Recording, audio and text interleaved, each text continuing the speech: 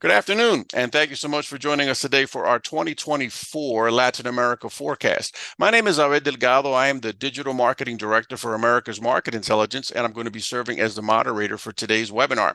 So before we get started, we just want to give you a basic idea of what to expect. We'll have about 50 minutes or so of actual presentation, and then 10 minutes will be reserved for answering questions. You can ask a question at any point in time in the webinar as soon as it comes to you. You basically just look at your panel and you'll see icons. One of them is Q&A, and then that'll bring up a window. You type in your question there and send it to us, and we'll answer as many questions as we possibly can at the end of the webinar. This is typically our practice with our forecast webinars. So if you can stay on and listen to the answers, you're welcome to do so, no problem at all.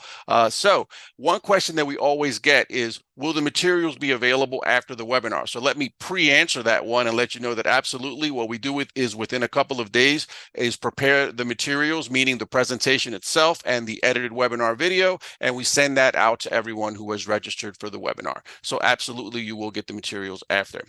All right, so this is our legal notice. I'm not going to read it in its entirety because there's just a lot to go through, but it talks about how we've tried to verify the data that's being presented here today, and we're not going to be responsible for inaccuracies if those occur. I encourage you to read it at your leisure because it is important information, but I don't want to read it word for word so that we can have more time focused on the actual forecast. So a little bit about us, because we're the ones presenting the forecast. We're a company that's focused on market intelligence. And essentially, one of the essential functions of AMI is basically to answer a lot of difficult questions for clients and also help them make more informed decisions. And we do this in a variety of different sectors. And a lot of our work centers on specific areas, basically helping people understand a little bit more about customers and what their thoughts and views are. So that's sort of the customer component of it.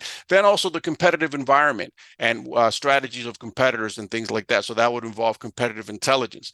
Then we also look at future trends, political trends, regulatory trends, economic trends, and that sort of forms the component there towards the left at the bottom there that you can see of context, because that context is also important for decisions. So our company basically helps clients in all three of these areas, not on each and every study. It just depends on the needs of the client, but that's sort of the essence of a lot of the work that we do. Over there on the right in the bulleted section, you can basically see a little bit more specific detail about what we do, and you can read that at your leisure. It's a lot to go through now, and that's really only just part of what we do because of our needs always evolve with our clients, and we've been working in Latin America now with market intelligence for over 30 years, so there is a lot that we do for our clients in that respect. Now, we also work in a variety of different sectors, industry sectors like logistics, energy, in the past also mining, and then of course payments. Payments is a sector for us that historically has been extremely successful.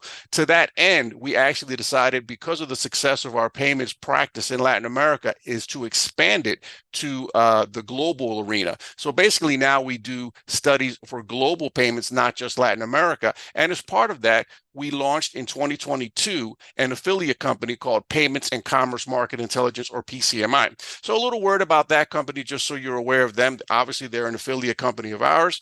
They are run by Lindsay Lear, and she is the managing director of the company, and of course has a great deal of experience in supervising studies. And now PCMI serves more than 50 markets around the world in terms of payments market intelligence, which in this case basically involves helping companies understand crucial concerns, whether it's regulatory or market trends and such, but within the payment space, and not just for Latin America and the Caribbean, but also for around the world. So that's basically PCMI. Now, as you're going to see, the forecast that we're going to offer for Latin America is going to be very broad. This is a 2024 forecast, so it's going to be a bit general in its scope. And of course, it would have to be, because we're trying to make this for a large audience, a wide audience such as you all. However, sometimes companies may have more specific needs. They may need a specific forecast for their particular industry. So we want to let you know that that's something that we do, especially since it's now strategic planning season. One of the areas that we specialize in is helping companies with that. And as you can see with those particular logos that are up there, these are some of the companies that we've helped with customized strategic forecasting. So what that means basically is that we look at your industry and the specific concerns that your company has and create a forecast that is completely customized to your needs and strategic objectives. That's a possibility that we can help you with if you need it. If so, just let us know. All right, so here's a look now at today's panelists. I want to give you a quick preview. So leading us off is going to be John Price, the Managing Director of AMI. And then our panelists are going to include Lindsay Lear, the Managing Director of PCMI, Arthur Deacon, who heads our energy practice, and Diego Rodriguez, who heads our logistics practice. And I'm over there on the left as a moderator, just trying to facilitate things a little bit here and there. Now, this brings us to our first thing, which is our poll question before we actually start our discussion. And that's because we want to understand what's going on with you, what you think about some of these issues we're going to be taking care of today. So this particular poll question, we'd like to launch it now, and I think it is being launched. We're asking you basically to tell us, what do you expect your growth to be in Latin America in 2021? So we're going to have that run about a minute or so. And as you can see, there's a couple of different options there, greater than 30%, 15 to 30%, 5 to 14%, 0 to 4. So that's sort of different levels of growth. And then we get into contraction, which is also a possibility, 0 to negative 10% and less than negative 10%. So let's take a look to see what people think in terms of that, or in terms of all of our attendees so far. Give it a few more seconds there, and then we'll be able to try to share that. It actually looks like it is sharing, so I would expect you might be able to see that now.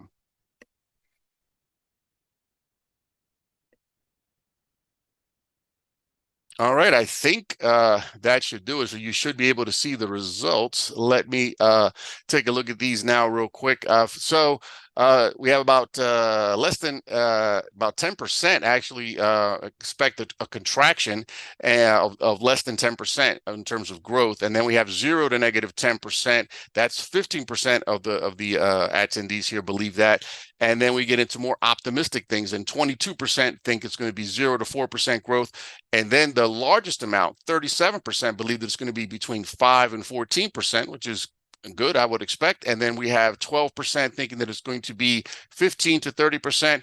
And the smallest amount looks like 4% think it's going to be greater than 30%.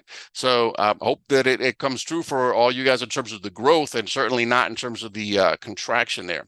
Well, thank you so much for sharing your opinion with us with that. Let me stop sharing this for now. All righty. And I'm going to turn the floor now over to John Price to lead us off to talk a little bit about the growth in 2023, the year of growth that almost everyone missed. So, John. Thank you, Abel, and welcome everyone. It's great to be back. I think this is our 7th or 8th year in a row we've done this forecast, and each year more people have signed up. So thank you for those of you who've been with us each year. The first thing we want to talk about before looking forward is to look back and wonder sort of out loud why so many forecasters got this year wrong. And I penned an article with this very title about mid-year, because it was clear by then, after 2 quarters of reported earnings, that particularly multinationals are doing quite well in Latin America this year. And yet last October, when plans were being finalized as to how resources would be spent this year, people were quite pessimistic. If you recall, there was calls for a U.S. recession. The stock market, particularly tech stocks, had taken a big hit, and generally investment sentiment was quite weak. But the year has turned out better. So let's look and see what exactly happened, because this is important as we shift gears and look forward. First of all, and I don't mean to single out the IMF, because the IMF was not the only one that got the numbers wrong. Every major forecaster, including all the big investment banks, the World Bank, the IDB, and others, were all quite wrong with their numbers. In the largest markets, i.e. Brazil and Mexico, they were too conservative, or if not pessimistic, with their forecast. And in the smaller markets, they were too optimistic with their forecast. Because Mexico and Brazil have a combined weight of close to 70% of the GDP in the region, by being overly pessimistic in those markets outperforming every forecaster's expectations, the region itself will end up growing close to 2% this year versus about 1.6% forecast. Now, this is important because a lot of companies, particularly multinationals, ended up putting the brakes on after having a great year the year before. And as a result, they probably lost out opportunities to gain market share, maybe even lost market share to local competitors in Brazil and Mexico. And those two markets, what drove part of their growth was very well performing FX. Last year, Brazil and Mexico, or sorry, this year, Brazil and Mexico have been two of the best performing currencies in the world. And so that made multinational products actually cheaper vis-a-vis the competition, which based most of its costs locally. And so this was an opportunity to grab market share with a cost advantage. And I think a lot of companies missed that opportunity. And one of the reasons they missed it, on the next slide, we'll look at a factor that few people have had to take into account, including ourselves, when looking at the region. And that is the role of central banks in Latin America. Now, traditionally, central banks did not have the tools or the resources to really work against the direction and flow of, say, the US Fed. And so traditionally, what would happen is they would raise their rates when the US Fed raised rates, and they would lower the rates when the US lowered rates. But by and large, they had to keep such a healthy premium that only got worse in times of distress. So in times of crises, when particularly Latin America's wealthy and corporate savers would move their money offshore, the Latin American central banks would have no option but to raise interest rates. And in doing so, would stem some of that outflowing capital, but in doing so would starve their economies of capital. Well, in fact, this time round in 2020, central banks in Latin America were able to lower interest rates, just as the US Fed did. And this was crucial because thousands, tens of thousands of corporations in Latin America that used to rely on foreign capital had switched gears and relied mostly on domestic sources of capital. So if the central banks had acted as they had in the past, like in 2008, and raised interest rates, their debts would have been called in and rolled over at much higher rates, and many of them would have gone bankrupt. And that did not happen this time. Conversely, when it came time to raise interest rates, i.e. inflation was going through the roof, what did central banks in Latin America do? They raised rates faster than the Fed.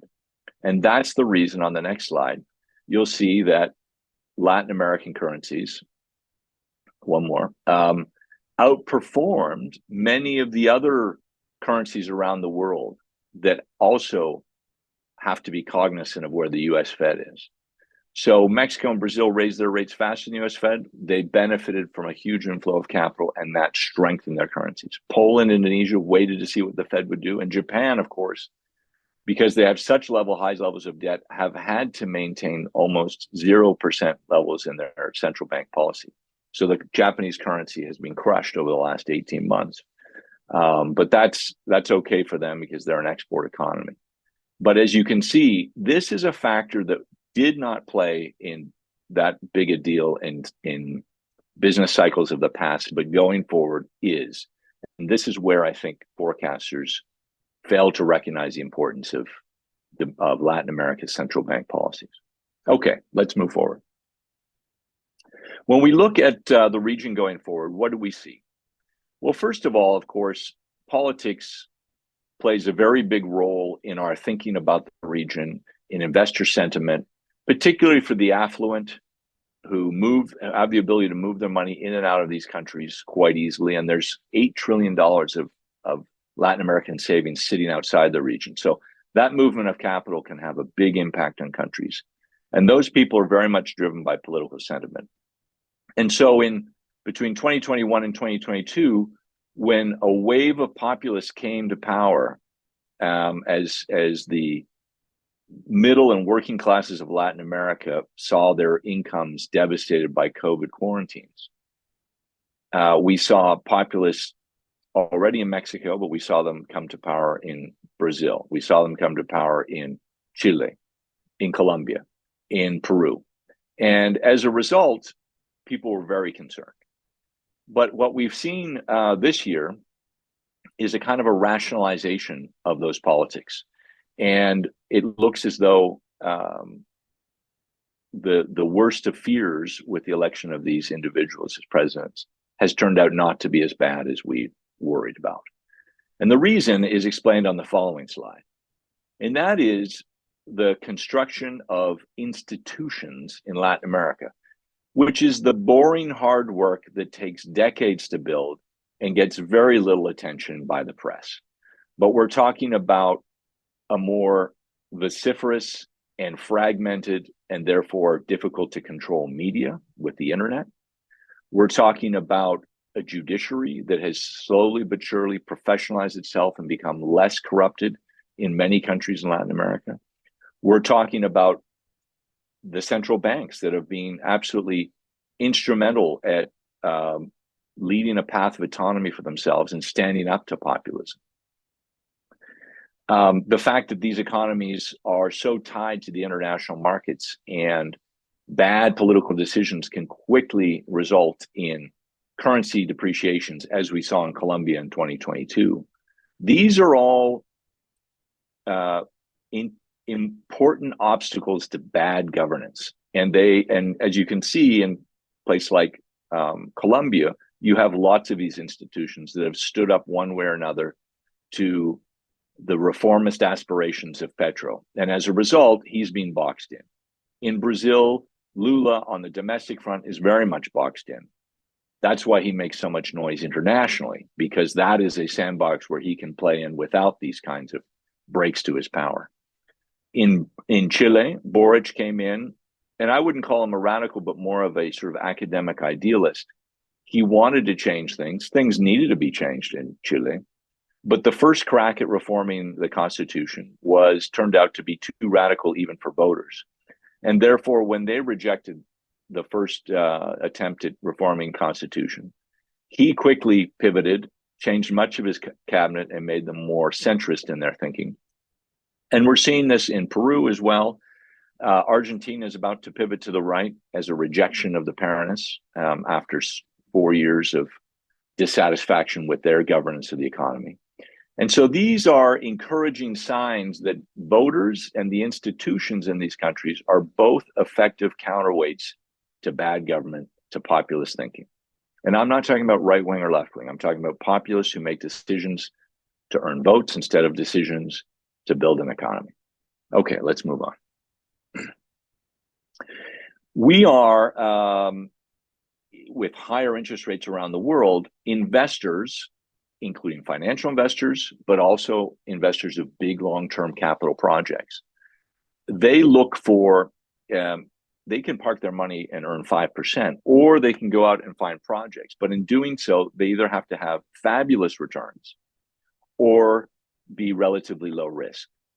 And in the absence of fabulous returns, which very few projects provide, what we're seeing is a division between the countries that are deemed stable and low risk, where projects are approved quickly and relatively little bureaucracy gets in the way of those long-term projects, versus countries where that's not the case, where it still takes forever to approve a project and get it certified, where the politics is still very populist. And so we're seeing a real dividing line between where money flows right now in this environment. So although the growth along the top will not be significant, we will see a greater division of where that money goes. And as you can see at the top of the list there, in terms of countries that are growing in FDI, you see Chile, the DR, and Mexico. Chile and DR, Chile has a long-standing, relatively low country risk. DR has had good governance for several years here, pro-investment. And Mexico, of course, is benefiting from nearshoring. But Mexico is a country of two economies: the export economy that's done very well since the onset of NAFTA in '94, versus the domestic economy, which relies a lot on oil sales that goes into government coffers that gets spent by the government, and is a much more of a laggard economy. And it's that sort of domestic economy that has not grown as well as the export economy and does not bode to grow as well going forward. So that's why, if we were just looking at the export economy, the compounded annual growth would be over 10%. But when you combine it with the domestic, it's closer to 5%. So let's move forward. How will Latin America do next year? You know, these numbers may change, but at this point in time, the consensus number is around 1.9% real growth next year. That's roughly 2.5 to 3 times the US level and European levels, but certainly less than other emerging markets around the world. Okay. But not unusual for their sort of middle income, middle risk level that they employ in the spectrum of options. And next one. One of the things that people often ask us about is where will FX be next year? And again, taking into account central banks, there's a couple of storylines here. First of all, Mexico's peso today is arguably overvalued because the premium of the Mexican policy rate versus the Fed is as big as it's ever been. It's about 6.5%. That's going to come down because inflation has taken a sharp turn downwards in Mexico. And as it comes down, you will see the peso weaken. It's already started to weaken in the last couple of months, and that will continue next year. In Argentina, we believe that the next government will dismantle currency controls, and that will lead to a flood of cash going out of the country, basically personal savers who have their money in pesos and want to dollarize it. Before Argentina hopefully moves to something closer to dollarization or recaptures the confidence of international investors and that money begins to flow back in. But in the short term, we're predicting an outflow. In Brazil, and we will see very similar currency rates, slight appreciation in real terms. Brazil is and we'll see in a second, is still capturing the attention of foreign investors more than any other market. And Colombia, which took a big nosedive in 2022 based upon Petro's election and the frightening of the money class in that country, has taken a big rebound this year. It's the best performing currency in the world in 2023 because of that high interest rates that's being maintained by the central bank. And they plan to keep those high next year because inflation still has a way to come down. So we see a strengthening of the currency next year. All right, let's move forward. Here's an interesting number. We looked at the dollar value of GDP this year versus where it will be 2 years from now, and what is the net increase. So it's a combination of real growth, and then the biggest factor is how the currency strengthens or weakens. And what you see is the lion's share of new growth in dollars, this is very important for exporters, for instance, is going to come from Brazil and Colombia, and much less so from Mexico. Now, it's a very different lens if you're looking at these countries as an investor, where you're looking value for money, and perhaps even you're looking for a weaker currency. So the nearshoring people will be happy to hear that Mexican peso will weaken over the next year or so. But for people exporting products to Latin American customers, clearly growth is going to come mostly from Brazil and Colombia. All right, let's move forward. Back to you, Abel. Thanks so much, John. All right. Well, this now brings us to our second poll question. So we'd like to encourage you to participate in this one. And this is focused more on longer term trends. So this one is about trends that we want to ask you which long-term trends you feel will impact your Latin American business the most over the next 5 years. So let's launch that now and get people's take on this. As you can see, we have a variety of different options here. Artificial intelligence, climate change, nearshoring, increased regulation of disrupted industries, climate change, and other, if there's something else that occurs to you. So let's take a look there, give it about a minute or so to try to get your perspective on this. Lots of different options here. Obviously, we've seen a lot of headlines about nearshoring, and that certainly is poised to have a significant economic impact in certain markets.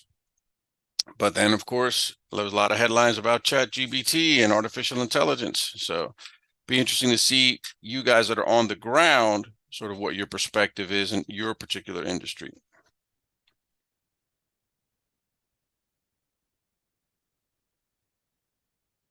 All right, I think we've gotten all of our responses. Let's show the results now so everyone can see them. Okay, so as we look at these, it seems that nearshoring has won out 30%. And then we have increased regulation of disrupted industries coming in at number 2 at 24%, followed by artificial intelligence at 23%, then climate change at 13%, other at 7%, and then gig employment is seen as being the one that's going to have the least impact, and that's at 4%. All right, I think we can stop sharing that particular poll and move things along. So now this brings us to the second part of our particular discussion here, which is going to be focused on the 5 leading trends analysis. So we are going to look at 5 trends that we believe as a company are going to be impacting the region, not only in 2024, but also through to the end of the decade. And we want to talk about those and how they're going to be impacting in specific sectors. And that's when our panelists are going to be commenting on a lot of these specific concerns to help you understand this issue that's happening here. So now, before we get into that particular discussion, I want to turn the floor back over to John to talk a little bit about how this relates to AMI's practices. John. Thanks, Abel. As we began last year, we wanted to look at trends that are medium term in duration. We wanted to look at trends that impact all of our practices. And you can see our practices up there as they fall into sort of 3 pillars of the economy. The consumer economy, we've got payments and e-commerce that Lindsay Lear leads. But we also have practices in consumer goods, consumer services, and education. B2B, we've got our practice leader, Diego Rodriguez, who runs logistics. But we also have practices in industrial, insurance, and healthcare. And then the extractive economy, we have Arthur Deacon, who runs our energy practice, but we also have a mining practice. So we have a viewpoint and we serve clients across all levels of the economy. And as I think the poll just revealed, all of these trends that we're going to be looking at today have some relevance to people. So without further ado, let's look at the first one, which is artificial intelligence. And artificial intelligence, there's many ways to look at it. The very conservative forecast that we've seen shows that about $3 billion was spent on artificial intelligence last year, and that will grow to over $13 billion a year in Latin America within 5 years. So that's close to 30% compounded annual growth. Clearly, like any technical adoption, it will be an unfair change in the sense that large companies will be in a better position to adopt this faster than small companies. The affluent will be better positioned to adopt this versus the working class. So it is another technical revolution. It's an opportunity for those who are technically minded to catch up. But generally speaking, it tends to be unevenly adopted. But with that, I want to turn to Lindsay and ask her, Lindsay, most people are familiar with ChatGPT, but there's a lot more to it, as you know. And can you tell us how you foresee artificial intelligence being adopted and utilized in both digital commerce and payments over the next few years? Yeah, thank you, John, and great to be here. Hi, everyone. AI has been used in the payments industry for a long time. We all were startled with the launch of ChatGPT. It caught everyone off guard with how rapidly these different tools became available. And that just put it more on the radar, I think, for everyday practitioners, not just the IT department. And so right now we see, now that the dust has settled a little bit, I'm seeing 5 ways AI is being used now and how we predict it will be used more in the future. The first one, and this is not just for payments companies, but any company, is just internal use for the automation of simple tasks. This doesn't sound that revolutionary, but it's helping companies save time, save energy, save resources, and will help them invest resources in more innovative and productive activities. The number 2, and maybe this is possibly the most important in the short term, is better ability to analyze data. Again, data tools have been around for a long time, but what ChatGPT and others are doing is making it more affordable and accessible to any type of company. And a huge issue in the payments industry is lack of visibility into why my transaction was declined, why a transaction failed. And merchants in particular, who are not payments companies, they don't have the visibility for this information. And so this is allowing companies of all kinds to have better visibility and get better insight into their data. And it's also opening up the potential for AI as a service, or for payment service providers to give better intel to their merchants. And there's probably a whole business that will be developed around that service going forward. Another really huge implication is improved credit scoring and credit issuing. And this is already taking place. AI combined with open data, open banking and open data, in which institutions can get better access to data and then draw better insights from that data. They're able to make very just small modifications to their credit scoring and underwriting to provide better, more adequate products to customers who are looking for credit, from micro loans up to bigger transactions. Customer service, call centers, this is a huge pain point for a lot of fintechs and neobanks. A big advantage of large banks is that they have that overhead and the ability to provide one-on-one or phone service. This is not so much the possibility for tech-based digital companies. And so we're already seeing that make some progress in customer service. And then finally, the fifth implication that we see is more futuristic, but I already mentioned it, but instead of just leveraging an external tool like ChatGPT, the most innovative companies are going to build their own internal AI capabilities and potentially license that to other companies. So they're no longer dependent on an external provider. They will have their own proprietary capabilities and then potentially be able to monetize that and the data that it produces going forward. So just quick summary of how we're seeing AI play out in payments. Great. Lindsay, you mentioned one area that I think is really interesting, and particularly for places like Mexico and Central America, where bankerization numbers are still pretty low. And credit bureaus don't penetrate very much the population at the consumer level. So for lenders, it really reduces who they can lend money to. But there are innovative companies out there looking at customers who are not in a credit bureau and are relying on, say, social media data or social media activity or buying behavior. Right. Will AI help get loans or some form of financing made available to the underbanked or unbanked? Yes, but only to the extent. I mean, the AI depends on data, right? And so only to the extent that companies can get access to good data. It's really a two-pronged thing. You need access to data, and then you need the ability to analyze and draw insight from that data. So, open banking is the most advanced in Brazil than any other market. But the big thing we're hearing from financial institutions all the time is, yes, we have access to unprecedented levels of data, but we still don't know what to do with it. We still are not very good at analyzing it and converting that into new revenue. So we're still, there are a few use cases out there, a few improvements that are live, but the industry is very much in a learning perspective. And countries like Mexico or others where open banking isn't yet developed or mature, it's going to be dependent on the ability to share data and make sure that data is good and accessible.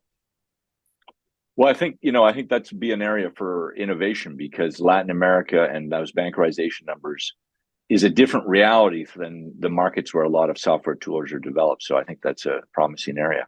100%. You see companies that are in the security space making risk decisions based on your email address and your IP address and all of these different, your social media accounts that are used for security. And those same indicators can be used for credit issuing.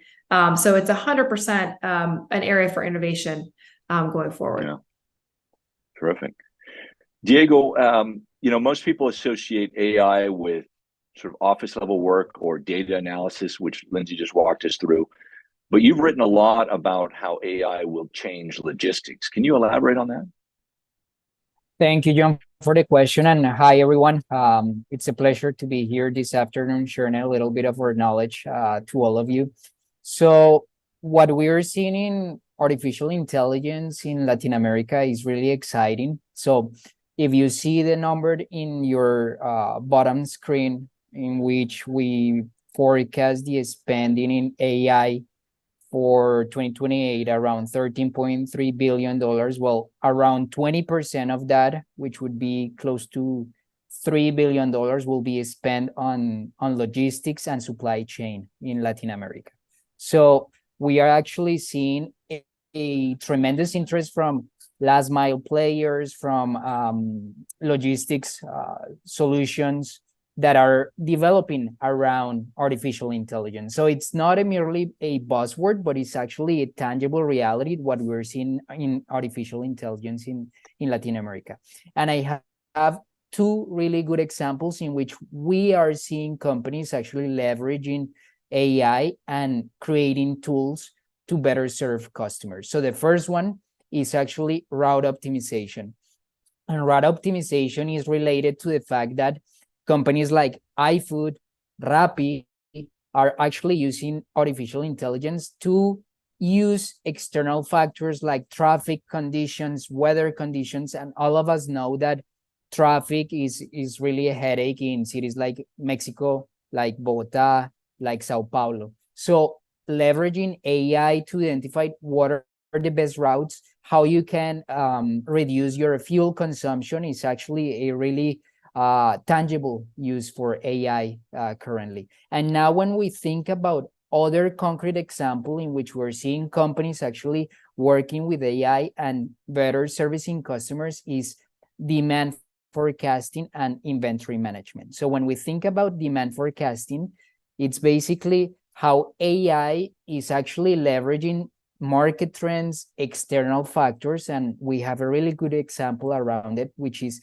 Supermercados Peruanos. They are actually working with AI to predict how much of the demand will be impacted by sporting events, for instance, soccer matches. When the Peruvian national team is playing, how much the demand for beers, snacks will actually increase based upon weather conditions, for instance. If we have a really hot and humid day in Lima, or is it going to be it's going to rain, one of those rare days in which we have rain in Lima. So leveraging AI to understand how much my demand will be impacted and how much inventory should I need to keep in my warehouses is super important, because right now we have really high interest rates and everyone knows that keeping large amounts of inventories is expensive right now. So those are two good examples in which we have seen AI in Latin America. And from my point of view,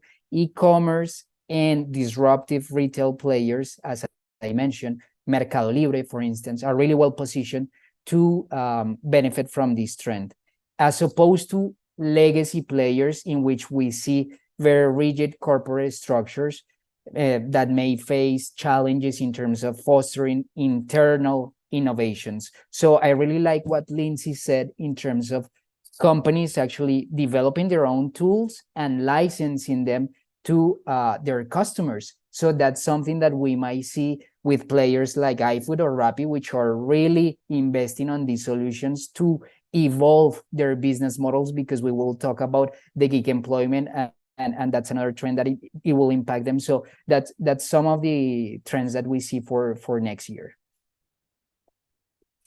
I think that's really interesting, the whole forecasting element, especially as it relates to dynamic pricing. We already have things like dynamic pricing and things like airplane tickets, right? If you wait till the last minute, you may pay a lot for the ticket, or it may get suddenly dropped because there's just a lot of empty seats on the plane.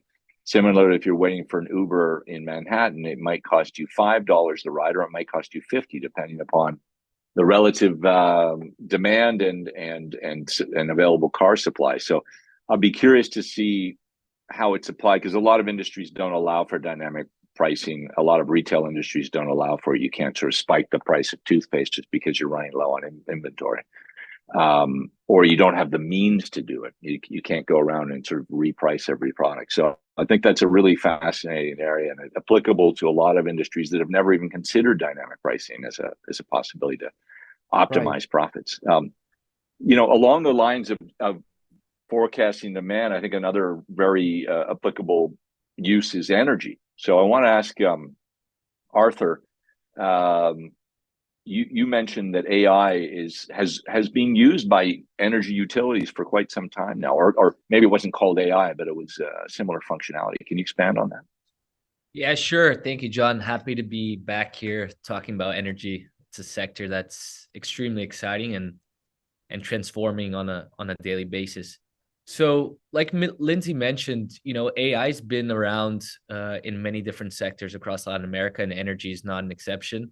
It's probably one of the most advanced when it comes to using AI.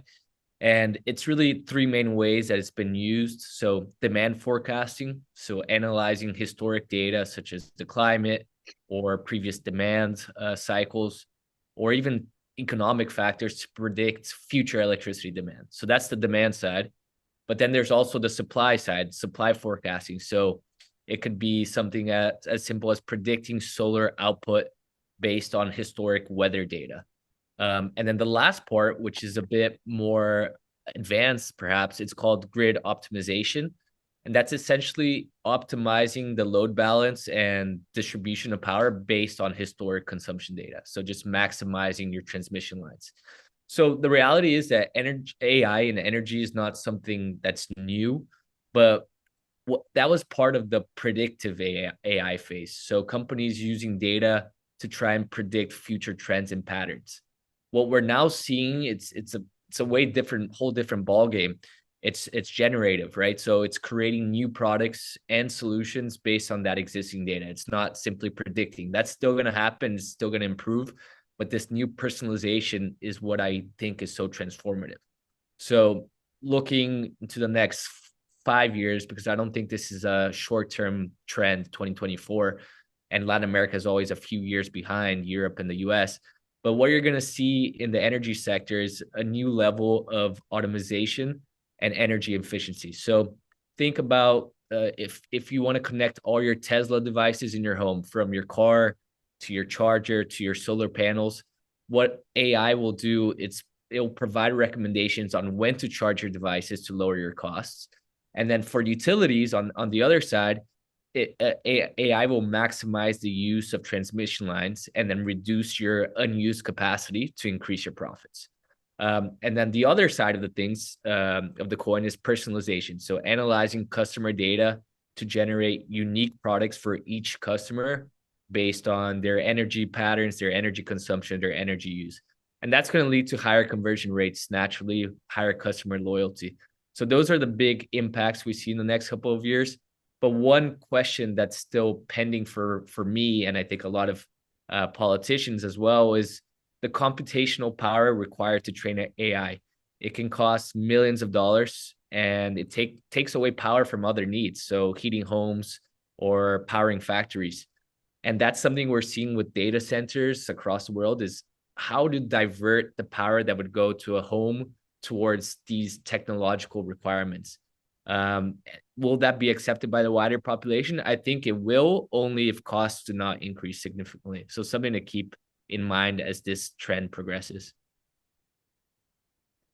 Yeah, I think you've just touched upon, and people are learning more and more about what is generative AI, and this idea of completely personalizing the delivery of a service or a product to a customer based upon their needs that are read by generative AI is a huge field for just about any company going to market.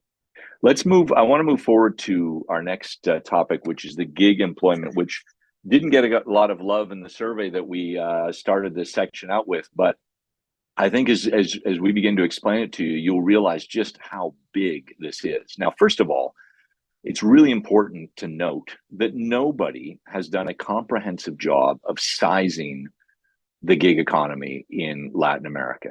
And there are wild ranges of estimates out there. The numbers that we have quoted here are very conservative. They're from an institute in Brazil who basically looked at well-known established marketplaces that employ gig workers or contractors. So, the Ubers of the world, but also software marketplaces and things like that. But the fact is that there are, and you just need to go to a place like Buenos Aires to realize just how many people are working as subcontractors in today's economy in Latin America. Now, even looking at the most conservative estimates based upon this Brazil study, we know that about 1.5 million jobs of this gig category were created since 2018, which is roughly 25% of all new formal employment. And one of the great benefits, of course, of the gig economy is it often takes people particularly the more mundane jobs like delivery and Rappi drivers and Uber drivers. People who worked in a cash economy previously are now working in a more formalized economy where they're paid. They probably have a bank account now, and if not, they're at least being paid digitally. But the problem is that these people, as contractors, only about a quarter of them are paying any kind of social security taxes in Brazil. And so there's a new pressure on politicians that, although they love the job creation that comes from this, and they love the fact that they're, formalizing their economies, these people are not paying the social security taxes that are used for health services, that are used for subsidized transportation and other things, other benefits to the working people of Latin America. And so they have to find that money elsewhere. And so we're going to get to that in a second in terms of the pressures on governments to regulate these things. But in the meantime, I want to talk about this gig economy because it is exciting. And one of the areas that's most exciting is the area that Diego runs, which is logistics. So Diego, this is one of the more visible signs of gig employment in Latin America. You see Rappi drivers and others making last mile deliveries. What do you foresee for these disruptive business models? So that's a really good question and tricky question, John, because you touch upon two key facts. The first one is potential regulation in this very disruptive industry, which is last mile deliveries, logistics, warehousing. So the gig economy and the gig employment has actually given a lot of flexibility to companies to adjust their operational models during demand surges, which basically occurs during seasonal peaks, Christmas, Cyber Monday. So as we move forward in the next 12 months, and actually this is already happening, governments are paying a lot of attention to how they can regulate the gig employment, especially by companies like iFood, Rappi, Uber, all these models, how they can be regulated. And that's one of the threats that we're seeing for the productivity increases that we have experienced in the e-commerce and the logistics industry. So what we may see, it's basically actually a worsening conditions of workers in Latin America as unintended results of excessive labor regulation could kick off as governments in Mexico, in Colombia, in Brazil, in Argentina start regulating companies creating formal jobs. So that's one of the unintended consequences that we may see.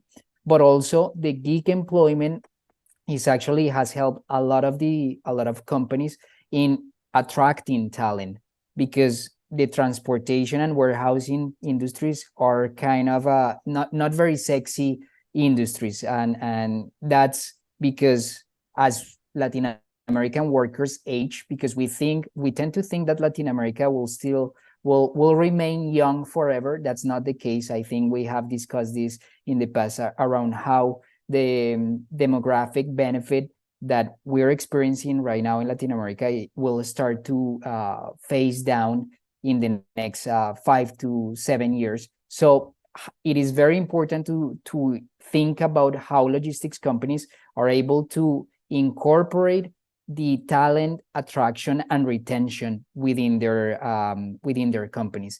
And considering the gig employment has actually provided a career path for youth and for young employees, that's something that has the potential to be very disruptive for the operational models of companies like Mercado Libre, for companies for logistics players like FedEx, DHL, UPS, how the government regulations will level the playing field between the disruptors and the legacy players, because that's something that for sure will happen, and that's what we expect in 2024.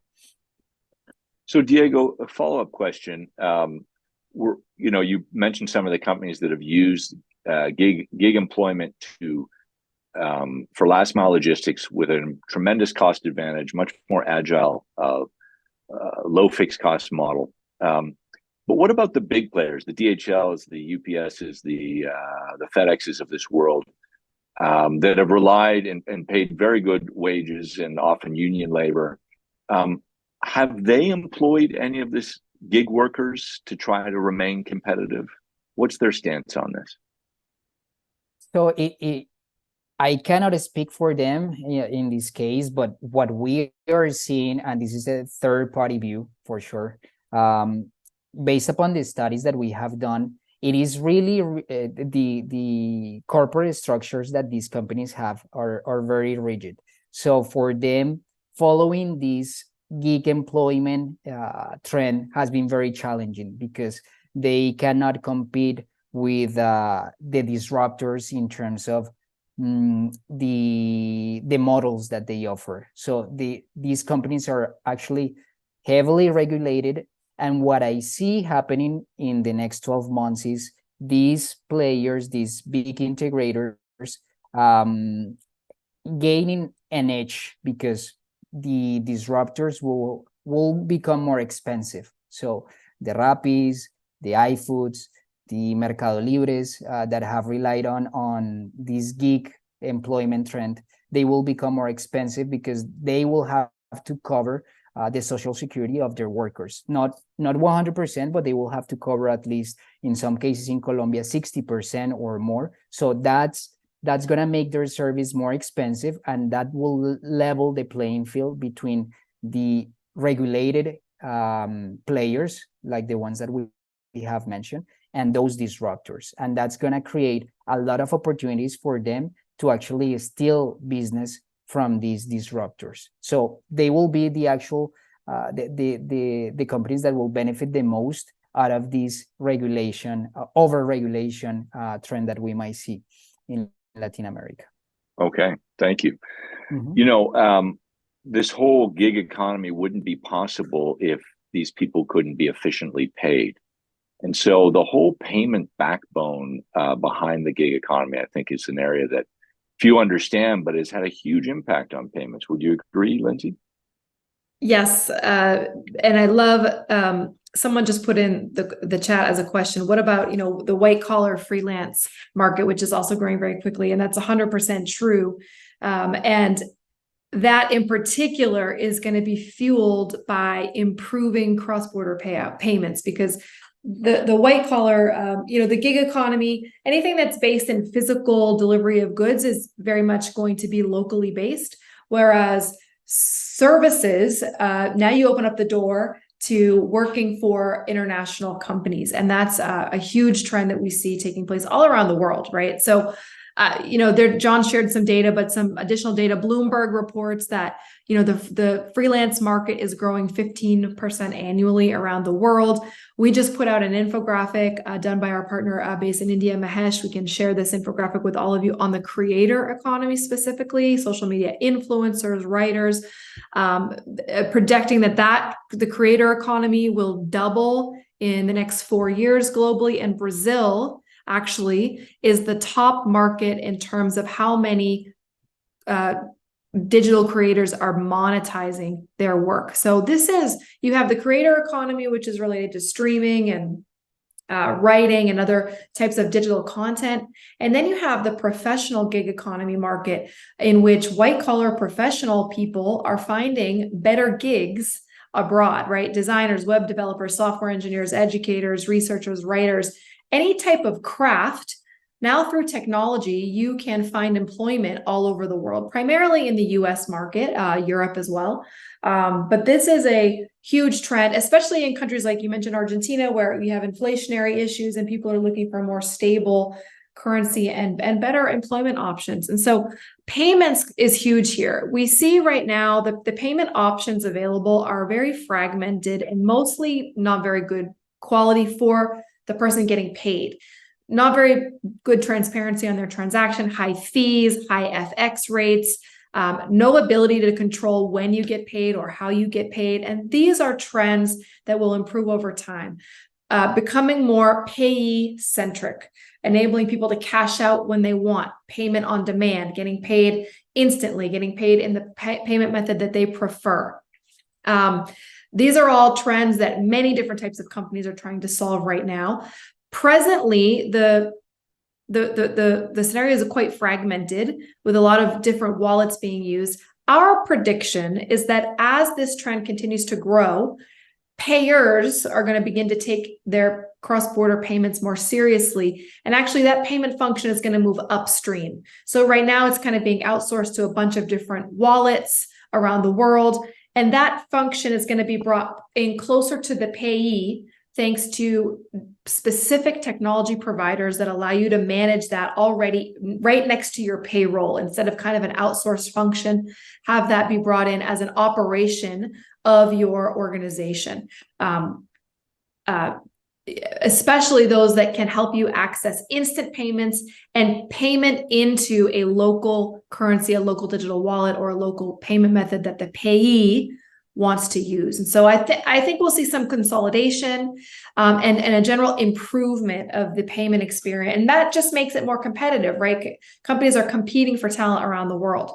And just more broadly on a cultural level, this is extremely disruptive because Latin America has a very strong culture of employment, right? Relación de dependencia is a institution, right, that a lot of people have held and sought after, but the ability to earn money offshore is changing that. And so that has implications for hiring, like local tech companies finding it's already difficult to find good software engineers in Latin America. Now, if those people can go find sustainable work offshore, that's going to make it even harder for local tech companies to source talent, especially after the wave of layoffs that we just saw all across Latin America. And it also may disrupt consumption patterns. So right now, most formal workers get paid on the 15th and the 30th. And company retail promotions, debt collection bills are planned around those key dates. This is more of a long-term thing, but if this trend really scales, we could see some disruption in those areas as well. No, that's a fascinating look at it. And I think you're right. I mean, you go to a place like Mexico City, Caracas, Medellin, Buenos Aires, and you can spot the people who work for international companies. They're wearing better clothes, they're got a happier grin on their face, because vis-a-vis their local job options, it's a vast difference. Diego and Lindsay have touched upon the pressure this puts on regulators. So I want to turn to that because I think that this is beyond the gig economy. We're talking about higher regulation of disrupted industries, and this is not just a Latin America phenomenon. This always happens when new industries come along. One of the things that drives their growth is that they are relatively underregulated, and the pure entrepreneurial flair of those companies can really shine in the marketplace. And when it came to the disruption of services in Latin America, Latin America went through an amazing reorganization of its economies at the manufacturing and agricultural level when it signed up its trade agreements to what you did with countries around the world. But the domestic services sectors were never really changed by free trade until the wide-scale adoption of smartphones and the apps and the business models that come with those apps. And we're seeing, and we'll continue to see, massive disruption of these service industries. But now regulators are catching up. They're catching up because it's taken them a while to figure these things out, but more importantly, because of some of the pressures that Diego talked about from legacy players who see themselves at a huge disadvantage, or from the fact that these contractors, although they may have moved from an informal economy to a formal, a lot of them are people who are replacing those in legacy companies that are being fired. And those people who were fired were paying full Social Security taxes. These people are not. And so now ministries of finance are scrambling to figure out how to replace that tax revenue. So those are some of the pressures being brought to bear on these industries. And I think that, Diego talked a lot about that, but I want to turn to Arthur and talk about energy, where the gig economy is not such a big deal, but nonetheless is filled with disruptive business models. and is also subject to potentially greater regulation. Can you elaborate on that, Arthur? Yeah, sure. And I think the increased revenue potential is something that is driving regulation. So what I mean by that is anywhere that the government sees a potential to capture more taxes is where they're gonna turn their focus towards. And one of the main sectors within energy where there's a potential for a lot of revenues is the carbon markets, and more specifically the voluntary carbon market, because that one is largely unregulated when it comes to how governments are going to tax these revenues and how governments are going to count the emissions towards their national climate goals. So we saw recently in Zimbabwe, the government decided to suddenly announce a 50% tax revenue on carbon credits for a specific project. That just completely threw all the calculations and projected profits of the developer down the drain, right?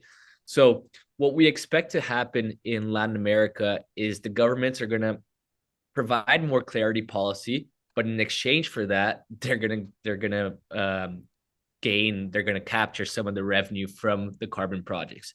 And we see that mostly in Brazil, in Chile and Colombia, who are the most advanced countries. And then countries that don't regulate carbon credits or have unclear carbon rights in the sense of who owns the carbon, who is it, the landowner, is it the government? Those will see weaker carbon investment. So that will include Argentina, Bolivia, Peru. Those countries don't really have a clear carbon policy, and that's going to divert revenue towards those countries where there is clarity. Storage is another market that we are seeing a lot of regulation, battery storage, but it's a bit different. It's not really increased revenues that governments are trying to capture, but more how companies or how individuals can monetize the power that they store, because once they store the power, they have to sell that power back to the grid. And that ultimately threatens the bottom line of utilities, of legacy players. So that's something that's a big question mark. Chile has done a very good job creating a framework for battery storage, and they'll see a large share of investment, Brazil as well, but the other countries are quite behind when it comes to storage. So those are the two main sectors that I see increased regulation: carbon markets and battery storage. And in the energy sector, when one country sort of sets the tone or starts the process, like Chile, does that tend to get emulated by other countries, or is each country sort of carving its own regulatory path? What's your sense? There, I would say a little bit, but it's not what we're seeing now with the IRA, the U.S. Inflation Reduction Act, that's basically providing lots of subsidies for energy companies, and then that's caused Europe to recreate their rules. I don't really see that in Latin America. It's more of a standalone market by market decision. Of course, if you see one country developing something that's worked, that might spike your interest, but it's not something that, okay, Chile is developing this now, so I'm in Brazil, I'm going to develop it as well. Okay. Now, turning to finance for a sec, Lindsay, it seems that between fintechs and central banks, there's almost like a changing of the guard of the godfathers of the payment industry. Do you foresee an effort to catch up on regulations, which seems to be the theme in other areas? And if so, where and what is driving such a trend? Yeah, more so than catch up on regulation, I see a clear trend of just central banks becoming protagonists in the competitive landscape, right? Actually owning, operating, and regulating payment rails. And the prime example of that is in Brazil with Pix. The most successful RTP scheme by volume that we see globally. And we see other governments actively trying to replicate what's been done in Pix, particularly Colombia, as well as Mexico is now starting their second iteration of a mobile-friendly RTP scheme.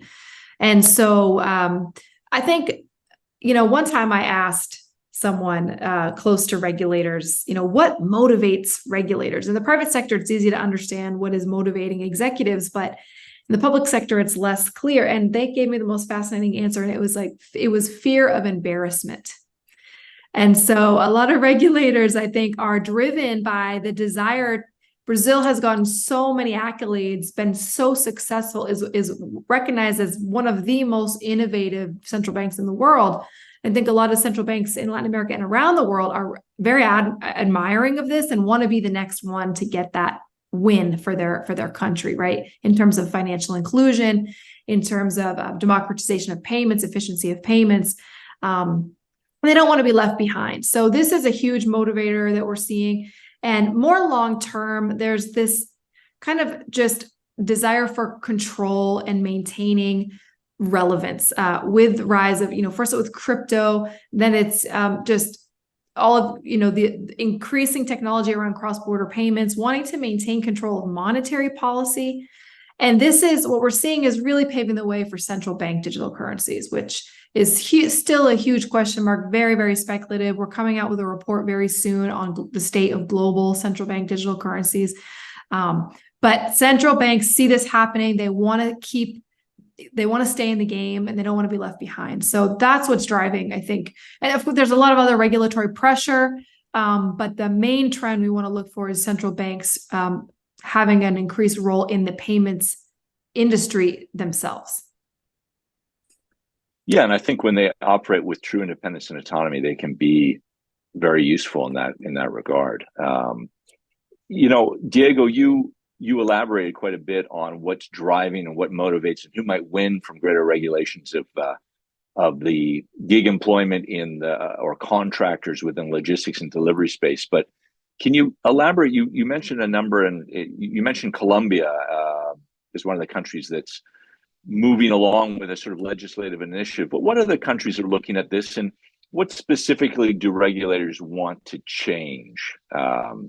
What kind of numbers are we talking about in terms of new taxes and things like that? Sure. So we are seeing government initiatives and rulings in Brazil, Colombia, Mexico, Argentina, Peru, and they are focusing on addressing legal ambiguities regarding how these companies and how these workers pay for social security taxes. So that's the core of the discussion in this sector.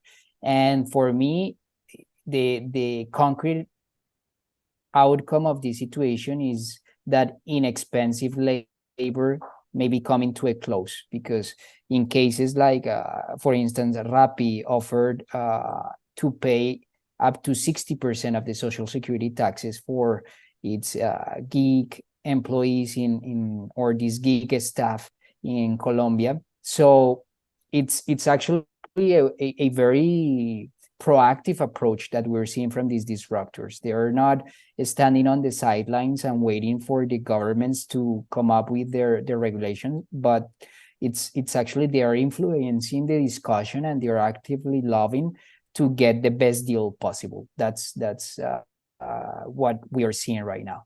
And how last mile disruptors and other companies absorb these costs, these social security costs, and these new taxes. For me, right now, the conversation is focused on these companies, these disruptors, on how to be profitable.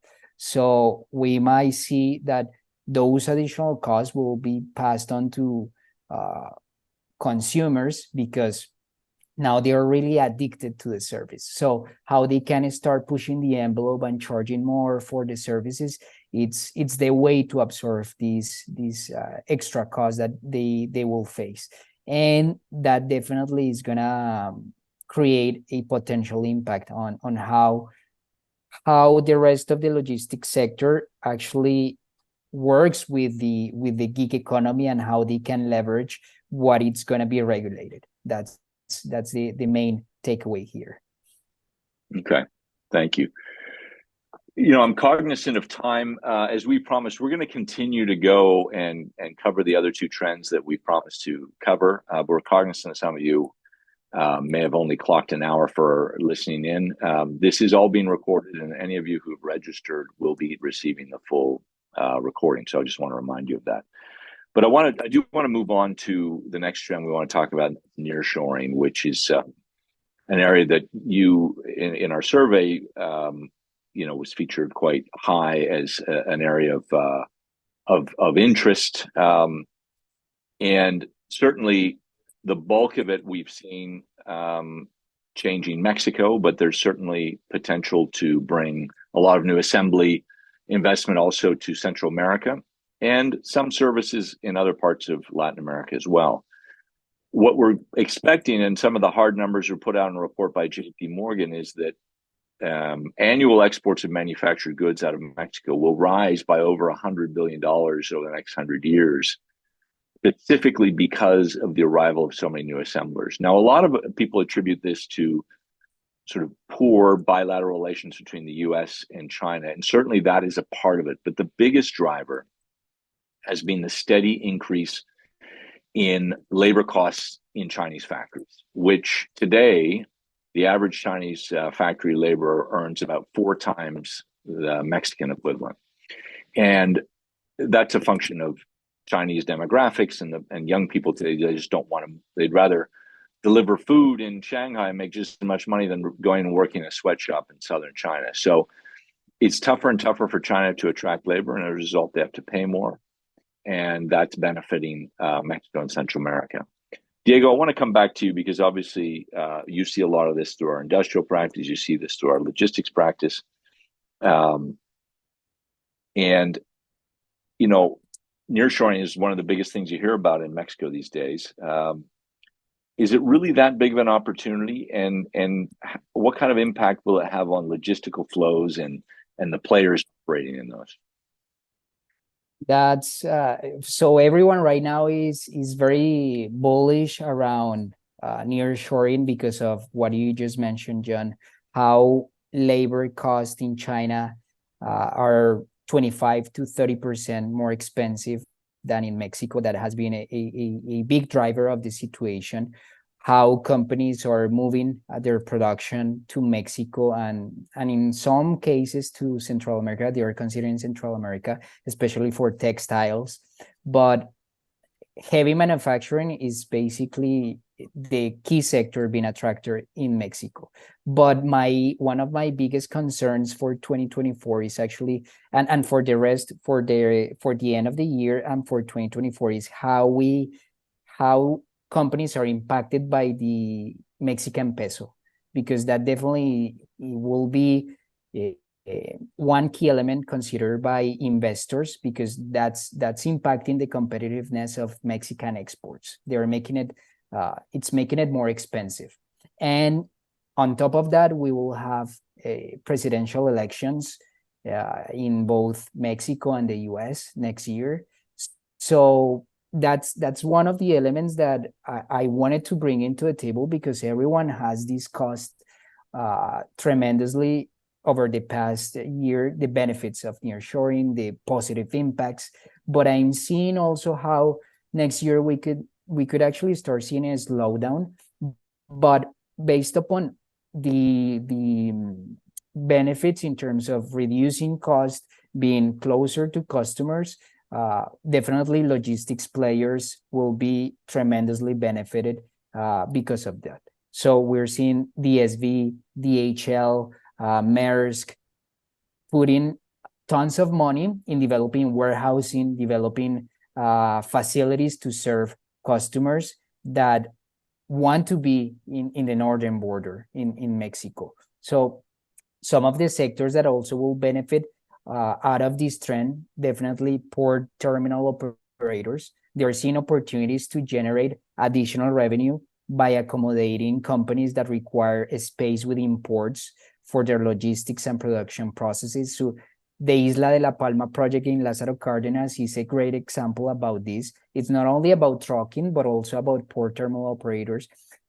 We have here in the slide cross-border logistics to grow at 10% or more. In the case of trucking, we could see 15, 20% growth in terms of revenues next year. So a lot of growth in this segment. But one of the things that concerns me a lot for next year is security risks, because we're seeing security risks increasing for trucking services, because organized crime is very attentive of what's going on. So I also see an opportunity for ocean players, for port players to actually gain market share in the movement of cross-border goods, because places like Laredo, which is the main gateway for freight coming into the US from Mexico, needs a lot of infrastructure investment to continue to accommodate the growth that we expect in cross-border freight.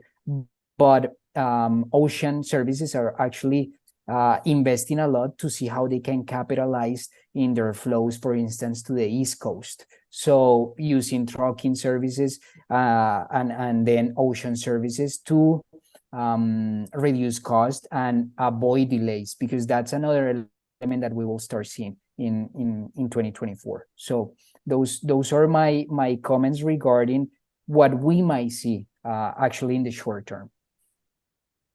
So, Diego, one of the questions that was sent in by the audience is quite intriguing. Is that given some of the higher costs in northern Mexico, but also it's relatively cheap logistics and fairly functional cross-border logistics. One question was, do you think that nearshoring will move factories into southern Mexico, where wages are cheaper, labor is more plentiful, it's less trained, it's less educated, and logistics costs are a lot higher? Do you think that there's a chance that it would move into southern Mexico, places like Chiapas or Guerrero or Oaxaca? Or that's actually a great opportunity, and that's why we are here. Actually, that's something that we could help companies answering, because in the northern border, we are seeing electricity shortages, greater expenses, the vacancy rates under 1% in some places like Tijuana. So definitely the south of Mexico becomes a very attractive opportunity, Central America too. But one of the greatest challenges is logistics infrastructure, industrial parks in the south, security concerns. So those challenges definitely are keeping investors out of that region. But as the northern part of the country gets saturated, for sure, we will start seeing probably in 2025, depending how the trend evolves, we might see a greater role of the south in Mexico. But as of now, I don't see it, but that's my perspective. Fair enough. One of the obstacles you mentioned was energy. So Arthur, you and I made a presentation on this very subject, how nearshoring is going to further strain and provoke the need for a lot more investment in energy infrastructure and even generation. Can you elaborate a little bit more on what it means in Mexico and Central America? Yeah, absolutely. I think access to energy, not just any energy, but clean energy and affordable energy, that could be a big damper on this nearshoring trend. There's other factors that will also can influence the level of growth in terms of nearshoring, but I think energy is one of the main concerns. When looking at Mexico and Central America, who will be the biggest benefactors of this nearshoring trend, we think that they need over $100 billion in energy-related investments to keep up with the increased nearshoring electricity demand, and that's throughout the next decade. Mexico alone, they will need $40 billion in incremental spending just for power generation. So that doesn't include transmission reinforcements. It doesn't include anything else related to energy. It's just for power generation.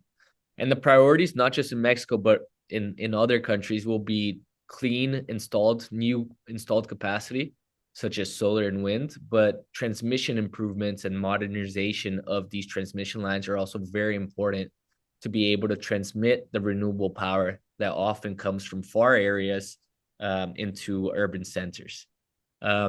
Meanwhile, while these transmission lines are still are attracting investment and clean power is struggling with permitting, LNG, liquefied natural gas, and natural gas plants will be the ones that will be replacing coal or heavy fuel oil. And that's because industrial facilities will need cleaner, firmer power that's not intermittent, like solar or wind. So LNG and natural gas are going to fill that deficit.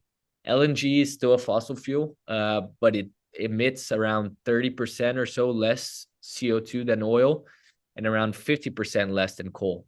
So it's a big difference. And until countries can develop sufficient storage to complement the intermittency of renewables, natural gas and LNG gas power plants will be necessary.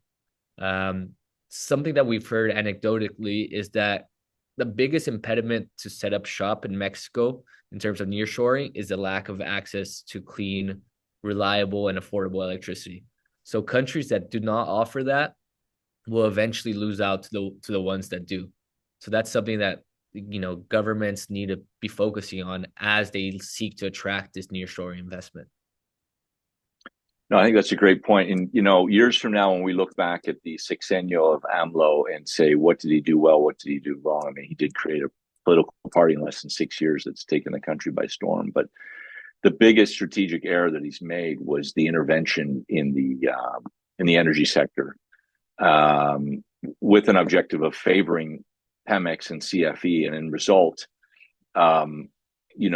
really dampen investment in clean energy and in all of the infrastructure that you're talking about, and also piping in cheap American natural gas, that really was well on its way to creating that kind of reliable, cheap energy that Mexico's manufacturing sector needs to be able to compete. Energy prices in northern Mexico are still about 50% more expensive than they are in Texas, and this is the biggest hurdle to Mexico's manufacturing development. And I think hopefully the next government will look upon this issue differently, because it has prevented Mexico from capturing more of the nearshoring opportunity that it has.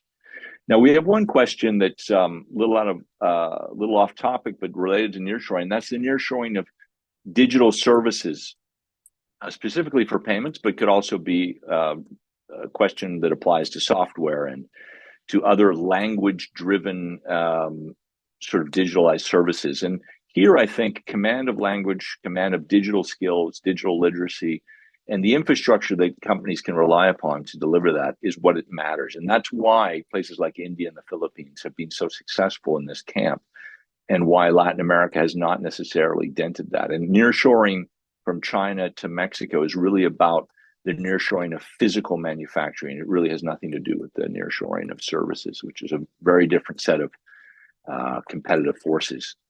Now, we've talked a little bit here and there about climate, particularly Arthur's comments. And the fifth trend that we've recognized in this year's forecast is climate change. And people are familiar with climate change and how it's going. We're already feeling it in many parts of the world, and it's difficult to predict how fast those changes will happen. But there is a growing awareness of this. Perhaps the awareness in Latin America from a consumer standpoint is still limited to sort of Gen Zers and the affluent. But the multinationals that operate in Latin America, the project financiers who lend to projects in Latin America, are very much on the forefront of making change. And as you see here in the graph on the slide, Latin America is actually leading emerging markets around the world in terms of investing in energy transition, much of it private capital, some of it public and development banks as well. But Arthur, I want to talk to you first about this field, this trend. Green global goals have been set, and much of the world has bought into those, has signed on for those. Are they achievable? Are they realistic, particularly when it comes to Latin American countries? And if not, what are more realistic goals? Yeah, that's a $1 billion question. But before diving in, I think it's good to put things in perspective. So globally, we need about $150 trillion through 2050 in clean energy, not just generation, but everything related to decarbonizing the economy to reach our climate goals. So let's let that sink in. 150 trillion. That's around 5 trillion a year from now until then. And Latin America alone will be around 288 billion a year. So a smaller amount, but what we currently are at is 66 billion. So we need a 4x increase. And the reality is that the capital is not really going towards clean energy technologies at a fast enough pace in Latin America. Latin America is still very dependent on fossil fuel revenues, many countries, not all of them. So I don't think it's realistic for these targets to be achieved. Shell actually just announced this week that they're going to increase their LNG supply through the next few years, throughout the next decade, because the returns are much better than renewables. And in many markets, that's the truth, especially when governments can't provide subsidies or tax credits, which is the case in Latin America. In the US, it's different. There's some parts of the US that have cheap renewable power, that tax credits from the IRA could actually exceed the green hydrogen production costs. So that makes hydrogen essentially free to the buyers. In Latin America, that's 4 to 5 times more expensive than buying gray hydrogen. So it just basically going in line with the de-risking that John has mentioned. Countries, investors are going to look at countries where the returns are more attractive relative to risk. In Mexico, it takes around 12 to 15 years to recover your investment in a renewable project in Mexico, while investors can double their money in private equity within the same time with much less risk. And the high interest rates in the US, that's another big factor. So capital is shifting away from those assets. And the biggest, I guess, losers of this reality are emerging technologies. So green hydrogen, storage, sustainable fuels to an extent, which have a harder path to commercial profitability. So they'll struggle to attract capital. What's going to happen? I think Latin America will continue to serve as a key supplier of raw materials for the energy transition. So that's feedstock for renewable fuels, that's critical minerals, that's carbon credits. But the reality is Latin America is going to struggle to move up the value chain in terms of supplying finished products. So it's going to continue to be this commodity-based export economy during the transition. No, that's a great point. And I think that, this is a lesson learned when you try to politicize and police how money is financed and how money is lent. There was so much money pursuing solar and wind projects, and between the regulatory delays and the low returns that they offer, and then when you factor in country risk, it just, really only development banks can touch it, or public funds. It becomes very difficult for true, private capital to make money in that space. Diego, we know that electric vehicle adoption in Latin America is well behind the US and Europe and way behind China. But is that the case for the transportation industry as a whole? Are we going to see a greening of transportation vehicles and how goods are moved around? So unfortunately, echoing Arthur's comments, in the logistics industry, especially the road transport sector, the region is way behind other regions. And if we think about one, the starting point is the fact that the trucking part in Mexico, in Brazil, in Colombia, in Central America is really old. So the average age of the trucks, of the 18-wheelers in the region, is over 16 years. So that's the first component that we need to think about when greening the transportation sector in the region. So as Arthur said, basically the immediate opportunity that we see is actually renewing the trucking fleets, renewing these 18-wheelers that move goods from ports to manufacturing centers and consumption and consumer hubs in the region. So that's the first opportunity, and how the sector can actually leverage compressed natural gas to reduce the carbon footprint that the sector has in the region is probably the way that we will see the trucking sector implementing the next set of strategies. Then, when we think about electric trucks or vans, we may see these vehicles gaining traction, but specifically in very controlled environments like drayage operations at ports or last mile deliveries. And we're seeing DHL actually pioneering in Latin America, in Brazil and in Mexico, the use of electric vans, Mercado Libre too. So in those specific applications, we might see electric vans actually gaining a lot of traction. And that's a really good opportunity for vehicle OEMs, especially for big brands like Mercedes-Benz, how they can actually see Latin America as a region of opportunity, specifically for the e-commerce segment, because vans and last mile is where they may see the growth in this green arena in the industry. And finally,